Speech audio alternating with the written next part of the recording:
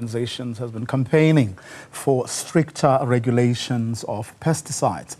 This comes after, of course, the deaths of a number of children who are believed to have ingested or come into contact with contaminated snacks bought at spaza shops.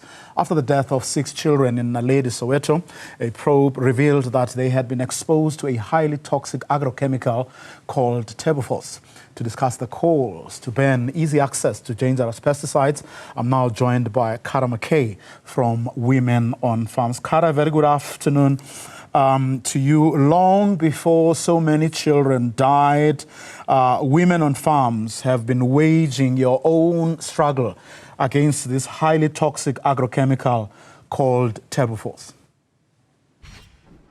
Yes, that's correct. Good afternoon to you. Good afternoon to the listeners.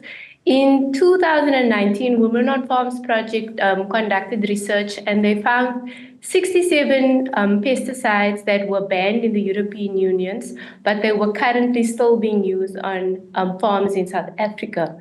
And so that began in the double standards campaign, whereby we argued that if a pesticide is too harmful for Europe, it's too harmful for South Africans and for African children. So if it's banned in the country of origin, let it be banned in this country as well.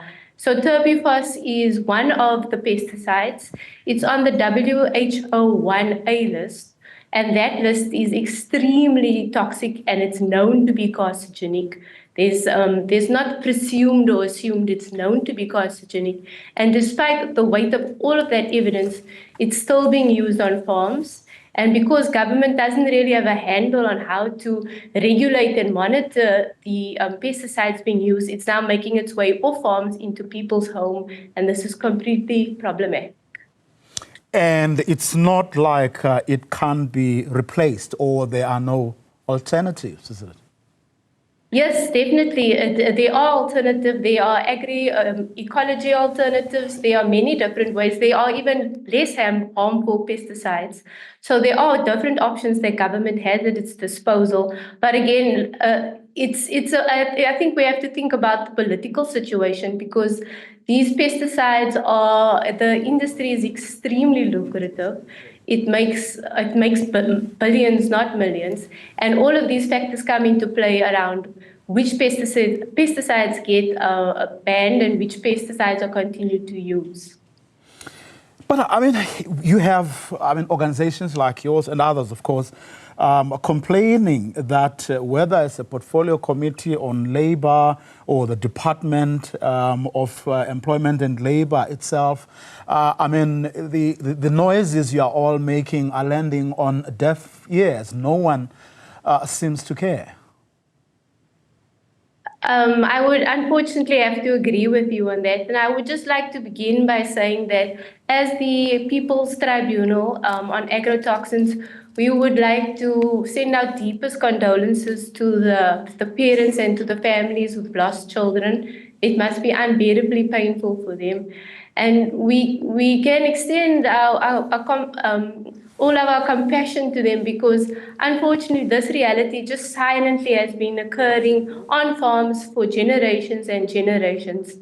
Farm workers they are exposed to pesticides, they get extremely sick, and even their children also are sick, and deaths on farms due to pesticide is normal. So at this point in time, there is a mutually influential we're rising together around a topic that we all care about. And I think it's time, like they say, a lack of urgency. It's time for us to insist to the Department of Agriculture that they need to ban these highly hazardous pesticides.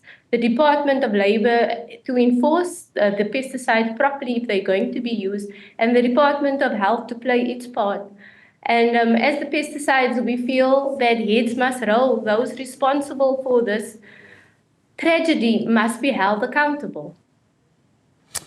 Well, speaking of accountability, it was the former Minister of Agriculture, wasn't it, who told the People's Tribunal that your protests are in fact premature? Not the former, the current one, John Steenhuisen. Yes, as the tribunal, we went to Parliament, and we were saying once again The other issue that we face as farm workers is that at this point, there's no public registry around the pesticides. We don't know which pesticides are being used, which pesticides are being allowed. If you ask the Department of Agriculture, they redirect you to CropLife, which is the pesticide lobby and the pesticide industry. And so I don't understand why this information is not available. It should be front and center on the Department of Agriculture's website. And in actual fact, if they were serious about stopping these deaths, that tomorrow that would be the case. Tomorrow they would release the list of all the pesticides that are available and are being used on farms. So he said our protest was premature when we insisted on this list and we insisted on the ban of these harmful pesticides. But if he had to take our words, then maybe these deaths would not have occurred. How strong is the lobby that includes people who are selling or manufacturing or importing these toxic chemicals? Well, all lobbies are powerful, and this one in particular, as I said, Agri-Intel is their information systems. So if you want the list of pesticides being used in South Africa, you have to apply, you have to pay. And not only do you have to pay, but they select membership. So even if you're willing to pay, it doesn't necessarily mean that you'll become a member and get the list. So as long as they hold that list, we're all shooting in the dark.